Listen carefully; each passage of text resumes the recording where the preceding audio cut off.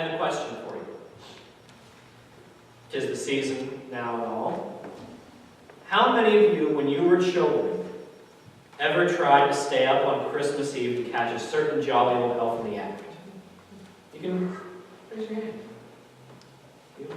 Or how many of you who have raised kids of your own ever noticed them giving it a try? Anybody? I bet it was a hard thing to do. I asked my mother, and she said she and her brother tried it once. They hid behind one of the couches in hopes that their parents wouldn't notice them sneaking around back there. But of course, they fell asleep before any of the action actually happened. Keeping vigil through the night is tough. I apparently never made the effort on Christmas Eve. Just didn't bother. But I do remember another occasion. It was around this very time of year. 8 years ago. I was living in Greece at the time. Shortly after tracing Paul's footsteps in Corinth, I took an overnight stay in a village called Approacheth, settled on the hillside in the mountains of the Peloponnesian Peninsula. I couldn't get a proper sleep that night, so I rose in the twilight hours and hiked the rest of the way up the mountain. At the top of the winding path was a small courtyard hosting a stone chapel. Couldn't get into the chapel, but the courtyard was open. So I made a decision I would keep vigil and pray without ceasing till the sun rose. At first, everything was just pitch dark. And it stayed that way for a long, long time. But after hours in cold and gloomy darkness, I began to see the night black give way to some dark blues. And then peaches, pinks, lavenders, light blues, as the sun's dawning rays pierced the horizon over Mount Pequea. The mountains and the forests and red-roofed villages dotting the landscape came slowly and fuzzily into view. But while I've been waiting amidst the darkness, I struggled to keep myself warm and awake. I wondered every moment if the sun could be just a minute away. But I also wondered, is the sun ever going to rise at all? Being caught between those two wonderings made it challenging to keep praying, watching, wrestling through the long, dark, lonely night. It reminds me a bit of a story Jesus once told. He told of a wedding, more precisely of the 10 attendants who were summoned to keep vigil for a wedding procession. There were all sorts of ways they did weddings back then, so we don't know exactly what sort of wedding format Jesus' hearers were used to, and he was assuming when he told the story. But a few things were constant that we do know. The wedding procession, either the groom going to the bride's house to pick her up, or the groom returning with the bride to his own house, took place at night. When the procession got near its destination, it was heralded by shouts announcing their arrival. We know that. We also know it wasn't unusual for things to take a lot longer than expected. Grooms frequently delayed beyond what people usually thought they would. But once the groom got where he was supposed to be for the party, the doors got shut and locked and were not going to open for anybody. You were there on time or you didn't get in. And the attendants keeping watch, lighting the night with simple torches or lamps, were frequently very young female relatives, friends, neighbors, usually girls younger than 12, whose role was vital for honoring the married couple, and also gave them a chance to observe weddings to get ready for their own Sunday. Good practice. So Jesus tells the story of 10 young girls who stand outside the destination house, whichever one it is, and watch for the procession. That's their job. Their job is to make light, to welcome the groom when he comes for the banquet. 5 of the girls bring oil enough to do their job. And the 5 other girls don't.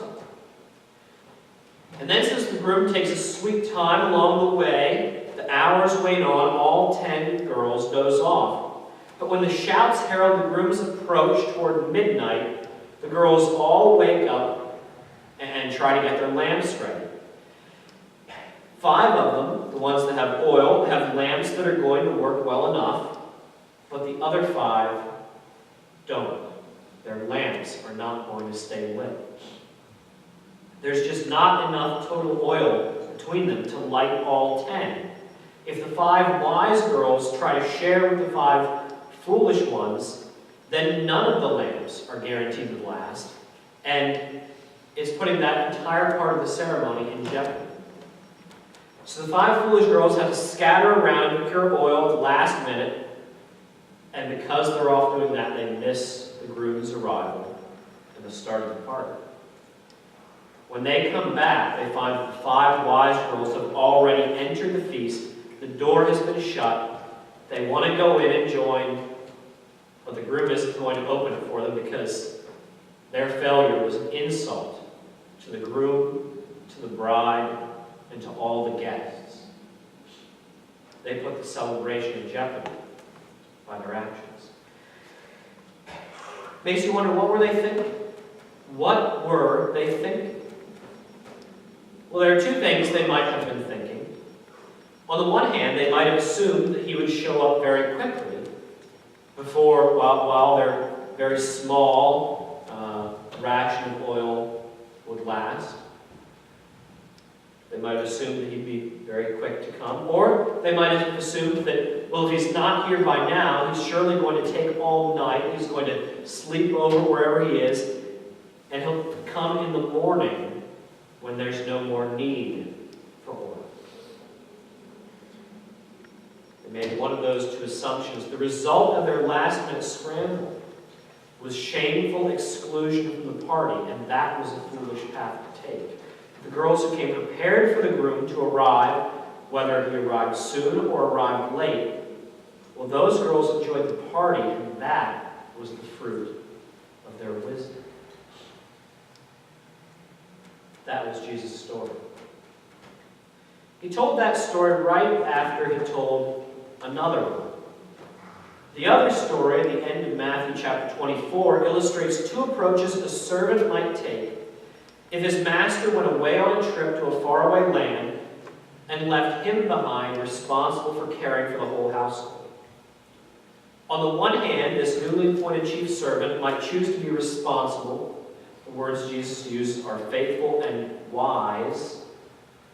He might be responsible by persistently carrying out his tasks. He'd count on his master to possibly return at any moment, and yet he'd ration their resources properly, just in case his master took longer. That's one way to go. Jesus says the other way to go, the chief servant might choose to be irresponsible, he uses the term wicked, by abusing his peers, consuming all the rations himself, living it up on his master's dime, figuring, oh, the master's delay is going to continue longer. If he comes back at all, I'll have time to clean things up if necessary. Maybe he won't return at all. Maybe this is just all mine now in his absence. Jesus ends that story by having the master show up unexpectedly, abruptly. His reappearance would result in a harsh punishment for the servant who took option number 2, but a good reward for the servant who took option number 1. See, it really makes a difference whether the master is going to come back after all. Now, when you read through both those stories, one word crops up in both of them. Wise. That's an interesting word. The 5 young wedding maidens who bring sufficient oil are called wise, and the servant who administers the household faithfully is called wise. What's it mean to be wise? What is Jesus trying to teach us about being wise?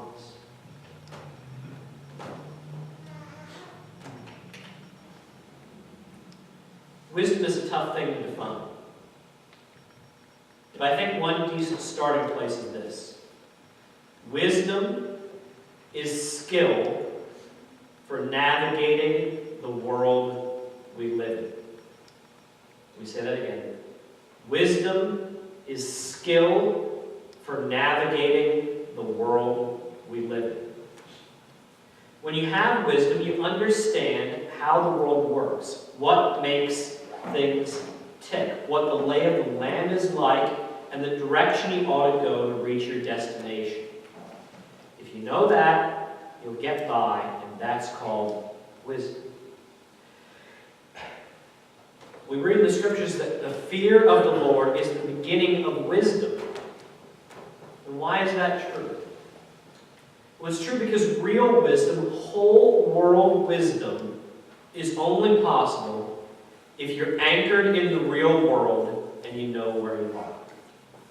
When you're navigating with eyes open and good information. Now, if I decide I want to go find my way to Delaware, from here to Delaware, but I'm not going to look at the road signs, and I try to navigate using a topographical map of the ocean floor, and I'm sitting behind the wheel, wearing a snorkel, a scuba tank, and flippers. Is that what you call wisdom? Honest question, is that wisdom? No, that's not a very wise way to get to Delaware. None of those things are going to be helpful along that way. If we try to navigate our way through life in ignorance of what world we're living in, it's the same way. And the most fundamental fact about the real world we need to navigate is that this world is created and maintained, in spite of our efforts of interference, is created and maintained by a holy God who rightly inspires awe, speaks with authority, and elicits adoration. So any life that ignores him is following a bad map and neglecting all the signs. And that just ain't wise living. The fear of the Lord is the beginning of wisdom. But the second fundamental fact about the real world is the same God who faces our world in Jesus Christ has acted and will act decisively and abruptly to remake that. And a life that doesn't reckon with the perpetual potential and positive promise of the Master's return and the bridegroom's arrival. Any life that doesn't reckon with that ain't wise living either. You see, Jesus' parables hold up a mirror to us, because we are indeed appointed as stewards over the Master's goods during his personal absence. We are responsible for feeding, for tending, for well-treating our fellow servants and our dwelling place itself till the Master comes back. And let me tell you, the Master does not want to come back to find a house that's in ruins, a bankrupt fortune, starved children, bruised and battered employees, and a chief steward who's drunk with power or just plain drunk. The Master wants to come back to a happy and healthy family, workforce, and house. And so just like in Jesus' story, the foolish, those who short-sightedly see the Master's seeming delay as a pretext to be abusive and excessive, the foolish will find the Master's abrupt return to be not so pleasant. They'll experience it as destructive. On the other hand, the wise, those who farsightedly see the master's seeming late as an opportunity to endure in faithfulness for the long haul, while being ready at any minute to give account. Well, those wise servants will find the master's abrupt return to be highly rewarding. That's what makes all the difference. That's the choice we find before us. We are such servants. We are also indeed attendants waiting for the bridegroom's arrival to start the party. We cannot afford to assume he'll come immediately. Maybe you've heard about some of those cults through the years. Folks sell their property, they quit their jobs, they avoid getting higher education, all because they are certain the end is going to be tomorrow or next month, and so they don't need any of that stuff. They can put all their eggs in the basket of this box on the calendar. How well has that usually worked out? Not great. We cannot afford to assume the master's coming back immediately or the bridegroom is going to be right there tomorrow. But nor can we afford to assume that he'll delay throughout the entire night and make our readiness unnecessary.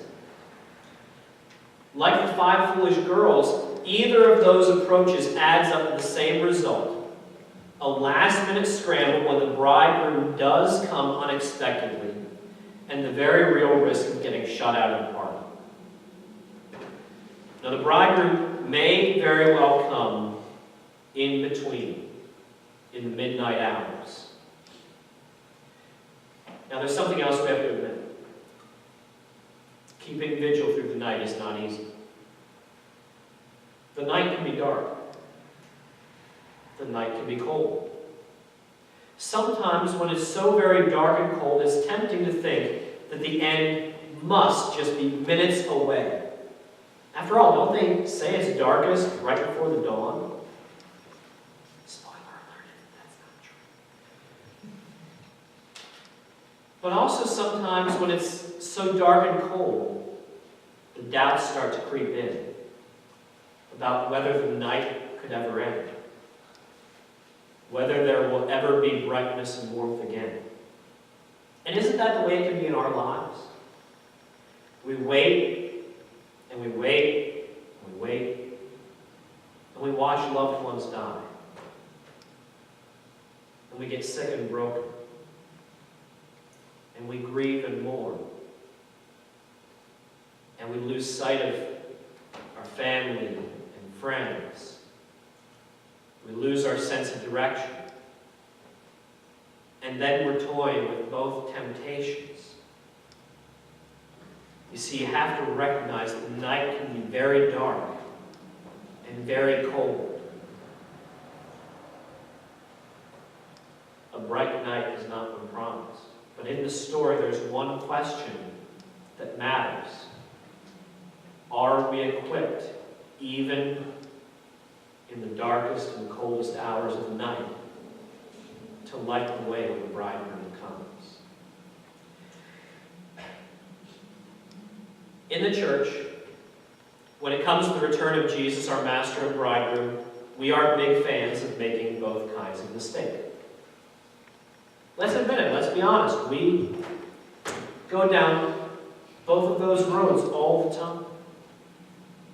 Some of us tend to live as if he's never coming back down, as if there's nothing to live for but ourselves, as if everything we see around us is fixed in stone.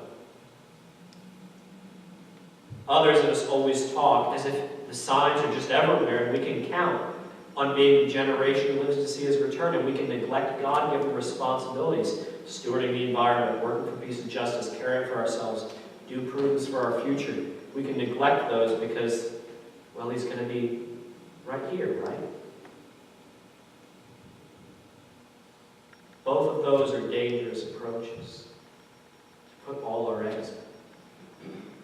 The stories Jesus told us this morning, Matthew has stapled to the bottom of what we call the Olivet Discourse. It takes up most of, well, pretty much all of chapter 24. It's Jesus' big end-time speech. It's one of the trickiest sections of the Gospels because a lot of it clearly refers to events Jesus was prophesying in the first century, when the temple in Jerusalem was to be destroyed by the Romans, and the Jerusalem church was supposed to retreat to the mountains of Pequea until the 7 years of war that lasted from 66 to 73 AD were complete. The 7 years of tribulation. Jesus warned that the Roman onslaught would come so quickly and harshly that if you took 2 men in the field or 2 women grinding the mill, one will be taken by the Roman soldiers, and the other one will be left, spared immediate death. And yet the Romans, Jesus said, would be in their own brutal way executing judgment against the Jerusalem establishment that had hopelessly corrupted the temple, condemned Jesus, and persecuted his followers. So Jesus borrows language of Daniel chapter 7 and calls that event, in a way, the coming of the Son of Man. In that sense, he says the generation to which he was speaking would not pass away until all these things take place. That's one layer of what Jesus is saying in that chapter. But some of what Jesus says here seems to point beyond the first century to the time of his physical return to the earth. And that's why the church preserved the sayings and treasured them well beyond that long ago year. But it's very hard, and scholars and theologians have debated for roughly 2,000 years to figure out how much of it applied then, how much applies to what's to come, and how much overlap there is between the two. I am not going to make any pretense of unraveling it all now. I don't think I could, even if I tried. But there are 2 things that are clear in what Jesus says. First, Jesus talks as though the final arrival is near at hand and will be heralded by predictable events. The disciples had asked him about the sign of their coming and of the end of the age. And in answer to their question, Jesus talks about false messiahs, about wars and rumors of wars, of famines and earthquakes in various places. He goes on to mention persecution, apostasy, numerous false prophets, the increase of lawlessness, and the waning of love. And then later he mentioned the sign of the Son of Man appearing in the skies and his glory on the clouds of heaven as he approaches the Ancient of Days and receives rule over the kingdoms of the earth, and then sends out his angels to gather his elect from the 4 winds. Jesus says, when you see these things, you know that he is near at the very gates. We read all of that in this passage, and some of us tend to think, well, aren't we seeing a few of those things all around us? Aren't we seeing famine and earthquake and wars and rumors of wars and apostasy and lawlessness? Aren't we seeing so many of those things? So doesn't that mean he's already here just about? On the other hand, as soon as Jesus talks about wars and rumors of wars, practically the next words out of his mouth are, this must take place, but the end is not yet. When you get to that point. He goes on and speaks of famines and earthquakes and all the rest, but then he calls it only the beginning of birth pains. Now, perhaps some of the ladies in the congregation can attest, the labor of childbirth can take a little while, can't it? There is a gap between the beginning of birth pains and the birth. The beginning doesn't mean the end. Jesus goes on to warn us it can take a while to get through this all, and so, therefore, the one who endures to the end will be saved. All these things go on, but then, down the road, the end will come. He says explicitly that no one knows the day or the hour of the Son of Man's arrival. It comes suddenly and abruptly while people are going about their daily business, just like we read in Genesis about the time of Noah. Jesus says, "Stay awake, for you do not know on what day your Lord is coming. You also must be ready, for the Son of Man is coming at an hour you do not expect." Now that hour may be sooner than you think. That hour may be later than you think. Even when you see some of these indications, it will still catch you somewhat by surprise. How do you handle that in the meantime? Well, a wise chief steward tends to the provisions faithfully and is ready when the master comes, whenever that is. A foolish steward uses the delay as a pretext to abuse the master's goods and personnel in his absence. And therefore the master's abrupt arrival punishes the foolish but rewards the wise. And again, a wise wedding maiden understands that grooms often delay, so she comes prepared into that cold, dark night to wait it out as little or as much of the night as is necessary until the bridegroom comes. But a foolish wedding maiden assumes the groom will work on her timetable, and so she neglects to ensure her success for all contingencies. And we read the story, the bridegroom's abrupt arrival will shut out the foolish, but welcome in the wise. What does that mean for us?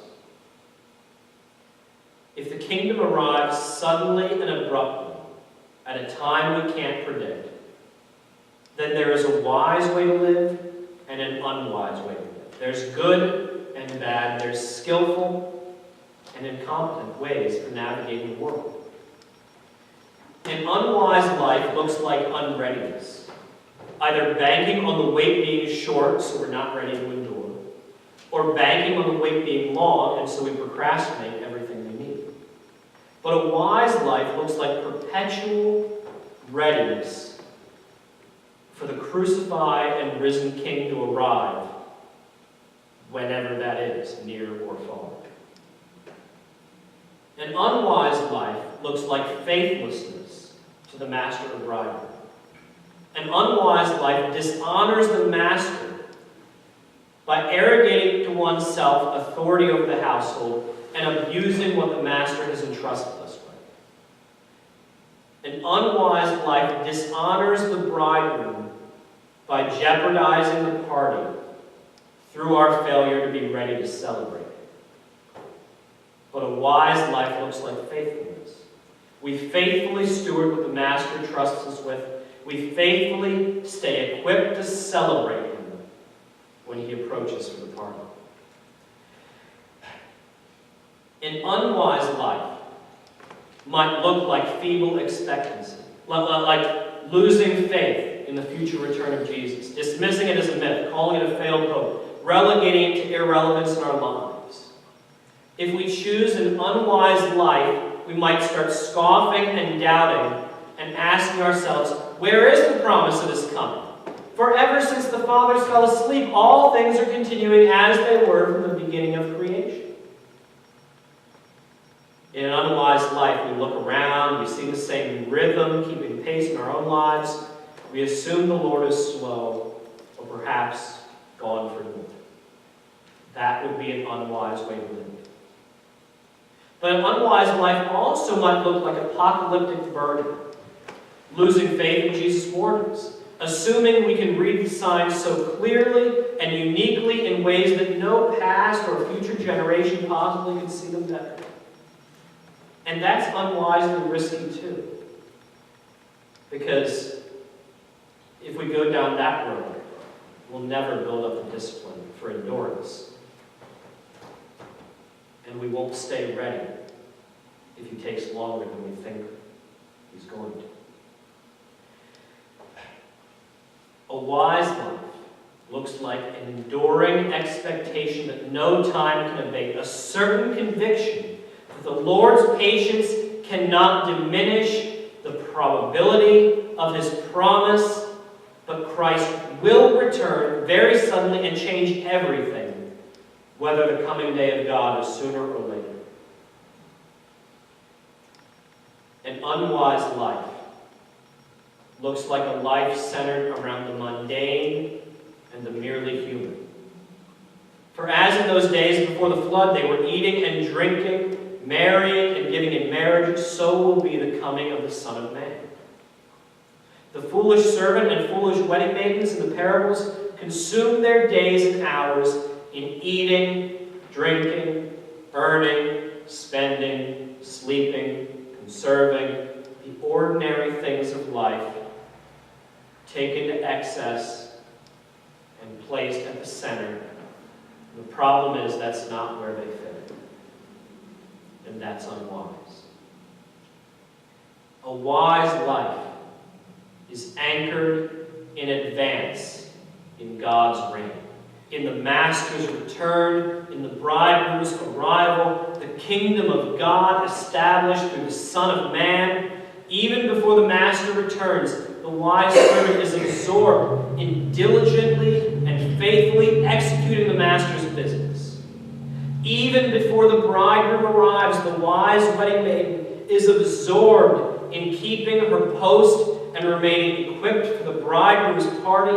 And even before Christ returns as King, the wise disciple is absorbed in doing the same. Are we? Are we ready for him to come now? Are we ready for him to come in 50 years? Are we ready for both? Are we ready for either? Today is a holiday. You'll see it in your bulletin. The Feast of Christ the King. In some church traditions, it bears different names, of course. There's one church tradition where it bears a very different name, the Sunday of Doom. I have to admit, I really like it. I love the Sunday of Doom. See, today we remember the certainty that Christ will return, and he will render a final verdict on all the world and everything in it, ourselves included. By faith in the cross and the resurrection, we are already justified, vindicated, and approved. But we must endure in that faith and be faithful in our lives and remain ready for the last day all the same.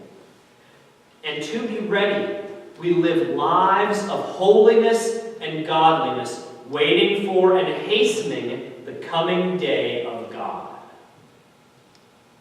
So the message to us is this: keep a vibrant expectation of his certain return, which may abruptly happen at any moment.